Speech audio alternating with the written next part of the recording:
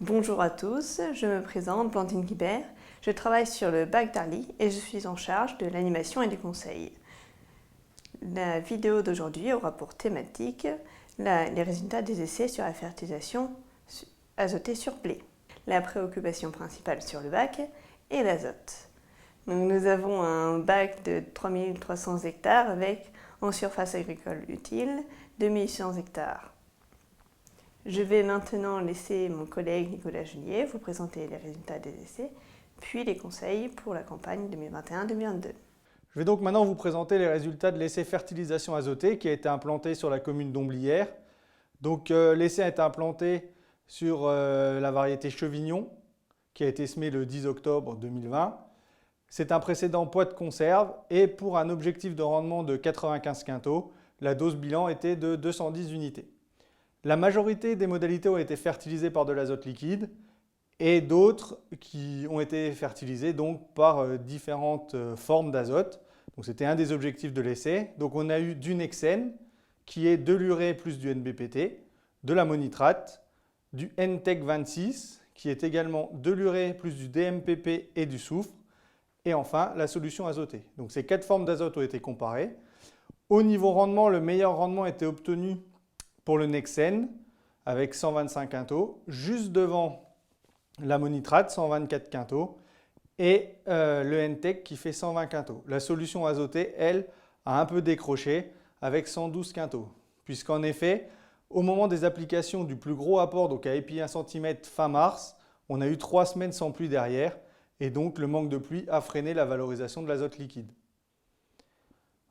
En ce qui concerne le taux de protéines, il est assez semblable pour les 3 modalités en solide, autour de 11,5%.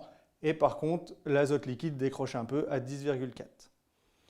En ce qui concerne les doses d'azote, donc sur chaque essai, on fait ce qu'on appelle une courbe de réponse. Donc le T-0, la dose X, et on fait 80 unités en dessous et 80 unités au-dessus. Ça permet de valider ou non la dose X sur l'essai.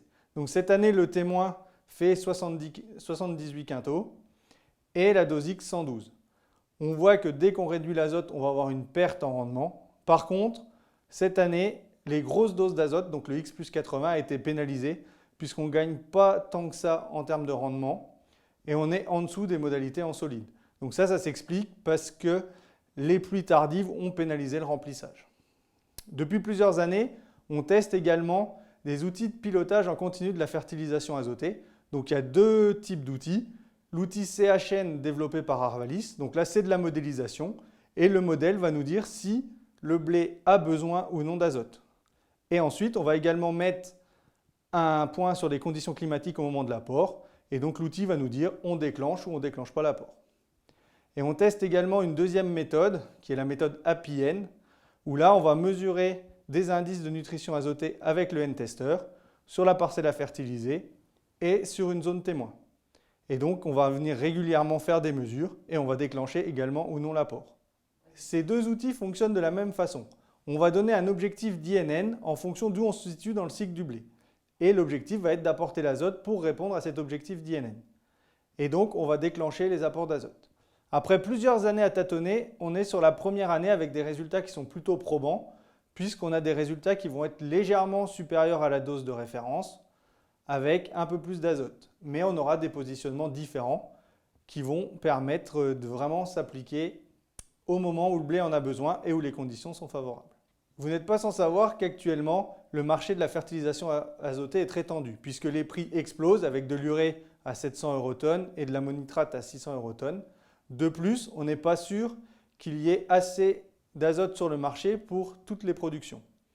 Donc voici quelques conseils pour optimiser au mieux sa fertilisation au printemps 2022. Donc déjà la base, ce sera d'évaluer au plus près les besoins des cultures, avec des reliquats pour les blés, les pommes de terre, les betteraves ou les maïs, et avec les pesées entrée et sortie hiver pour les colzas. Ensuite, on pourra au cours du cycle améliorer et optimiser sa fertilisation sur les céréales avec les outils d'aide à la décision. Voici un exemple de conduite à tenir pour le blé, en se basant sur nos résultats d'essai et sur les résultats d'Arvalis. Si on est sur un prix du blé qui est toujours élevé et qui est supérieur à 230 € tonne et que vous avez pu acheter votre azote à moins de 400 € tonne, l'optimum technico-économique reste la dose qui vous sera donnée par le reliquat. Si vous avez acheté de l'azote plus cher, on va devoir réduire un peu la fertilisation pour pouvoir rester dans un optimum économique. Donc généralement, cette fertilisation sera réduite d'à peu près 15 à 20 unités. Et dans l'idéal, il faudra réduire cette dose plutôt au premier ou au deuxième apport, mais ne pas sacrifier le dernier apport qui va faire la qualité du blé et qui joue également sur le rendement. Pour plus d'informations, n'hésitez pas à contacter le service agronomie environnement de la Chambre d'agriculture de l'Aisne.